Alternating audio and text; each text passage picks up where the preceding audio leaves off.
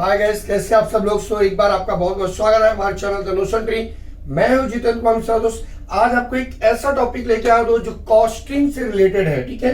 और cost accounting से related है, काफी इंपॉर्टेंट टॉपिक है, not only for the BCom but for the MCom also, बैब, BBI, BMS, whatever the course you are going to do, in that there is a costing, right? So it's a related with the marginal costing. So first of all we want to know what is marginal. Marginal means what? When you are going to add an extra unit, whatever the cost will come, that is called the marginal cost. Suppose अगर आपने 10 unit बनाया, आप एक extra unit बना रहे हो, extra unit का जो कॉस्ट पड़ेगा that is called the marginal cost. Clear हुआ दोस्त कि मार्जिनल कॉस्ट किसे कहते हैं, राइट? अब इसके अंदर हम आपको दिखाना चाहेंगे दोस्त कि जो सबसे बड़ी चीज हमारे पास में कि डेफिनेशन क्या है। पहले तो मार्जिनल कॉस्टिंग का डेफिनेशन देख ले दोस्त, ठीक है।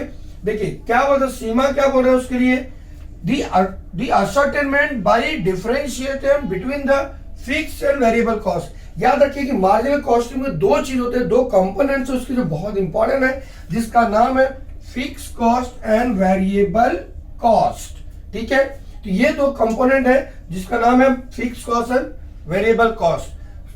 Cost of marginal cost and the effect on the profit means how it will affect on the profit of changing in the volume and types of output। means what कि marginal costing क्या होता है कि यहां से कि fix cost और variable cost कैसे एक दूसरे को डिफरेंशिएट करते हैं, प्लस कि प्रॉफिट के ऊपर कैसे फर्क पड़ता है। यानी अगर वॉल्यूम चेंज हुआ या टाइप ऑफ आउटपुट चेंज हुआ या नंबर ऑफ यूनिट अगर आपका चेंज हुआ तो आपका जो प्रॉफिट मार्जिन है उसके ऊपर कैसे फर्क पड़ेगा, ये चीज अपने को मार्जिनल कॉस्टिंग बताता है। अगर कोई कहता है दोस्त कि मार्जिनल कॉस्टिंग का कोई मेथड है, नहीं भाई, ये कॉस्टिंग का कोई मेथड नहीं है, ये एक जस्ट टेक्निक्स है, शॉर्ट टर्म टेक्निक्स है जिसके ऊपर सभी लोग डिसीजन लेते हैं। यानी जो भी मैनेजमेंट डिपार्टमेंट होता है, अगर उनको मान लीजिए कि कोई चीज बनाना है, ठीक है, मान लीजिए उनको देखना है कि भाई ये प्रोडक्ट मैं बनाऊं या मैं बाहर से खरीद के बेच दूं, तो उसको बोलते बाई और सेल। अगर ये डिसीजन लेना है तो उनके लिए क्या करना पड़ता है, शॉर्ट टर्म में मार्जिनल कॉस्ट टेक्निक्स यूज हो जाता है। अगर उनको लगता है भाई मैं अपना ये यूनिट चालू रखूं या ये यूनिट बंद कर दूं, तो उनके लिए मार्जिनल कॉस्टिंग की टेक्निक्स लगती है। वहां पे बोलते हैं दोस्त की शट डाउन और कंटिन्यू बिजनेस के लिए, ठीक है। तो इस तरह से जो डिसीजन लिए जाते हैं दोस्त, जो जल्दी डिसीजन लेना होता है, जहां पर उनका टाइम नहीं होता है, तो उस चीज के डिसीजन के लिए हम लोग को मार्जिनल कॉस्टिंग की टेक्निक से इस्तेमाल करना पड़ता है। क्योंकि ये जो कॉस्टिंग है ये थोड़े से ही मतलब 4-5 चीजों पे डिपेंड है, जिसमें से दो चीज उसके हैं कि आपको fix cost and variable cost के ऊपर सबसे बहुत इंपॉर्टेंट चीज है कि आपका फिक्स कॉस्ट कितना जाएगा या आपका वेरिएबल कॉस्ट कितना जाएगा। उसके बारे में हम डिस्कस करें, fix cost and variable cost किसे कहते हैं वो भी आपको बताएंगे दोस्त। देखिए अब उसके बाद मैंने कहा है कि marginal cost is a techniques not a method.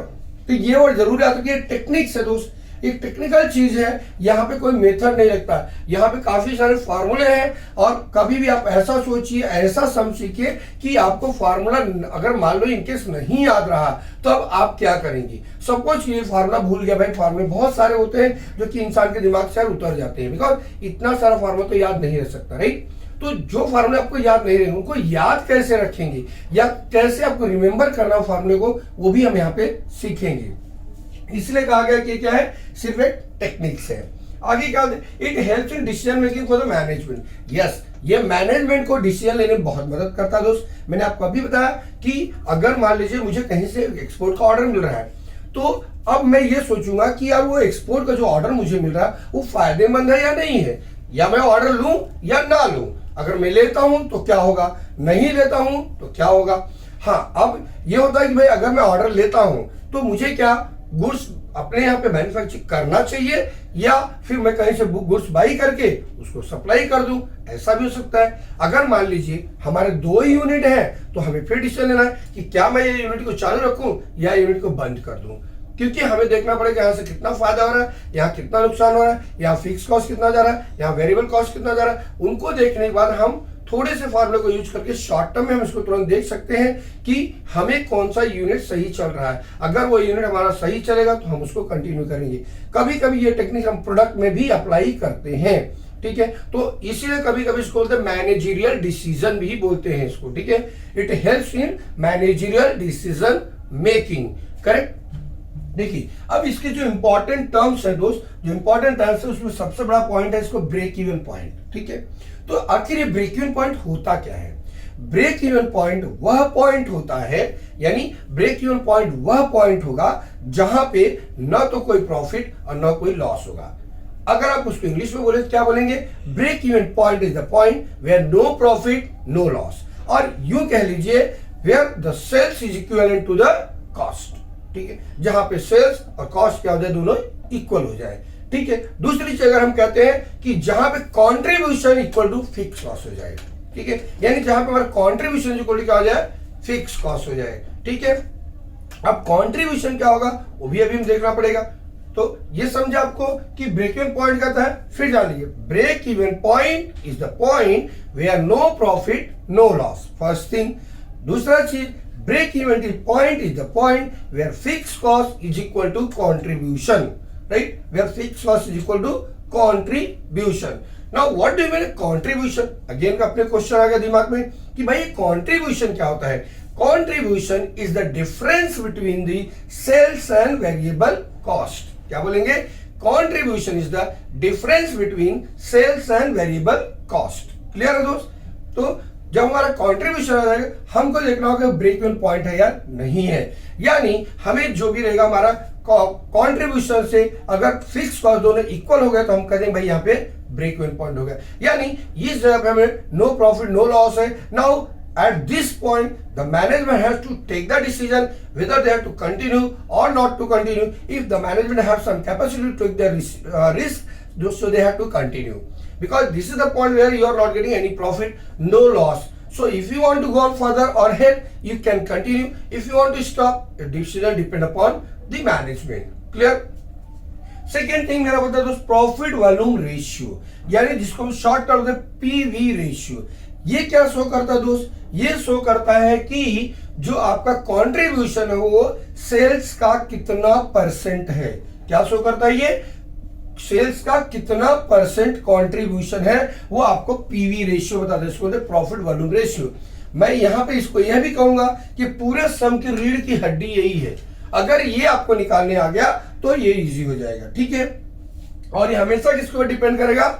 Sales के ऊपर, ठीक है, किस पर डिपेंड करता है? सेल्स के ऊपर। अगर आपका अब हम कहें वॉल्यूम चेंज होगा तो सेल्स बढ़ेगा, नहीं, वॉल्यूम चेंज होगा तो पीवी रेशियो में कोई फर्क नहीं पड़ता है। लेकिन अगर आपका क्या होगा, अगर रेट बदल गया, प्राइस बदल गया दोस्त, अगर सेलिंग प्राइस बदल गया या आपका वेरिएबल कॉस्ट बदल गया, यानी वेरिएबल कॉस्ट पर यूनिट बदल गया, तो 100% आपके पीवी रेशियो में चेंजेस आएगा।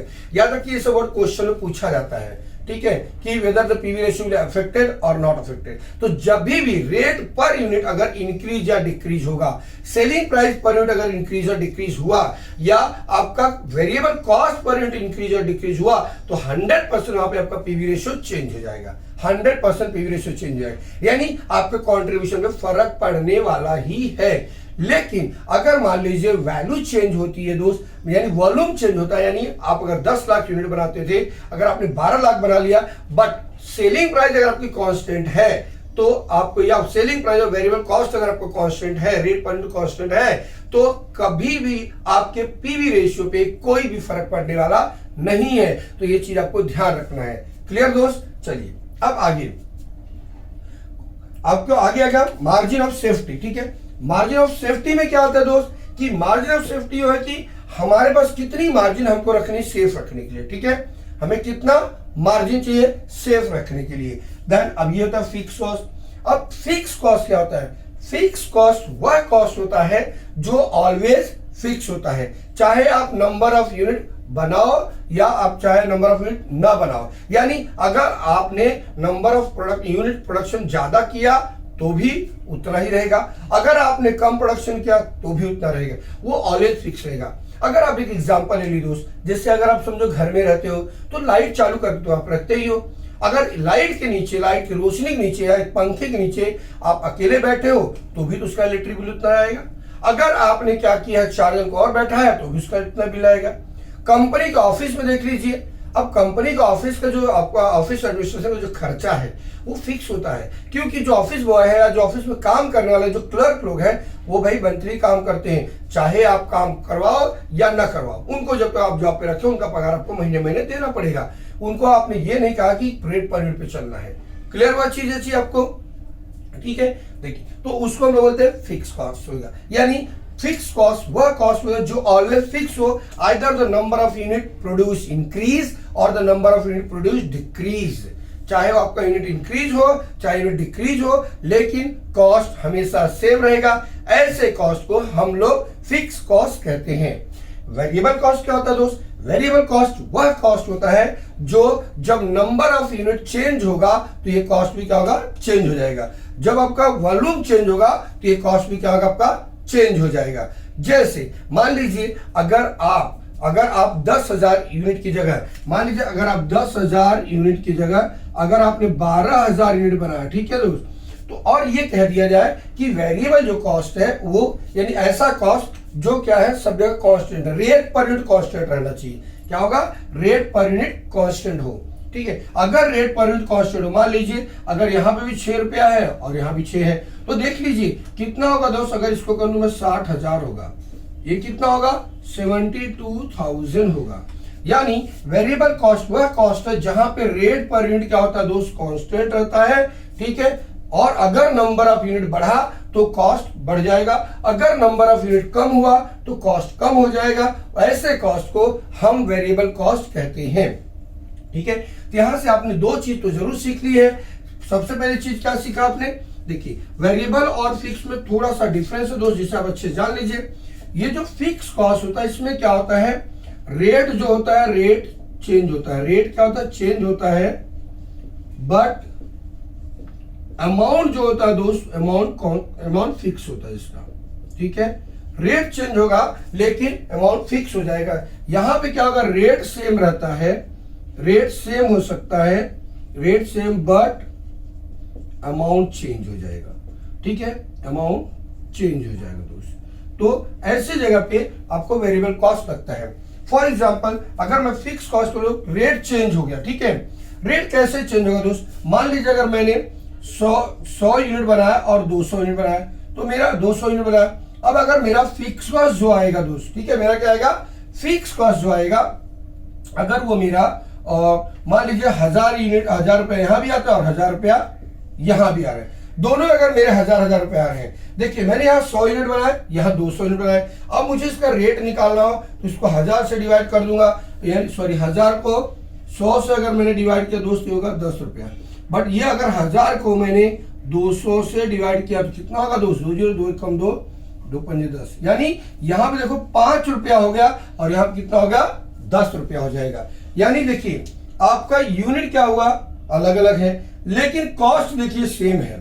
देख रहे कॉस्ट सेम रहेगा तो रेट पर यूनिट क्या होगा? चेंज हो जाएगा, तो उसको हम लोग क्या बोलेंगे? फिक्स कॉस्ट बोलेंगे। यानी कॉस्ट आपका सेम रहेगा, उसको फिक्स कॉस्ट बोलेंगे, चाहे वहां पे आपका यूनिट बढ़े घटे, बट रेट जो होगा आपका बढ़े घटेगा, लेकिन आपका जो कॉस्टिंग रहेगी दोस्त वो कभी चेंज होने वाला नहीं है। यानी जो टोटल कॉस्ट है वो आपका कभी चेंज होने वाला नहीं है। बट अगर ये चीज मैं वेरिएबल में लागू करूंगा तो यहाँ चेंज होगा। मान लीजिए वहां पे कैसे वेरिएबल कॉस्ट कैसे? आपका वेजेस हो गया, मटेरियल हो गया। अरे भाई अगर आप 100 यूनिट बनाते हो तो आपको 100 यूनिट का मटेरियल मान लीजिए 80 केजी डालना पड़ता है, या 100 यूनिट बनाने के लिए 100 केजी अगर आप मटेरियल डालते हो तो भाई 200 यूनिट बनाओगे तो 200 केजी मटेरियल डालना पड़ेगा।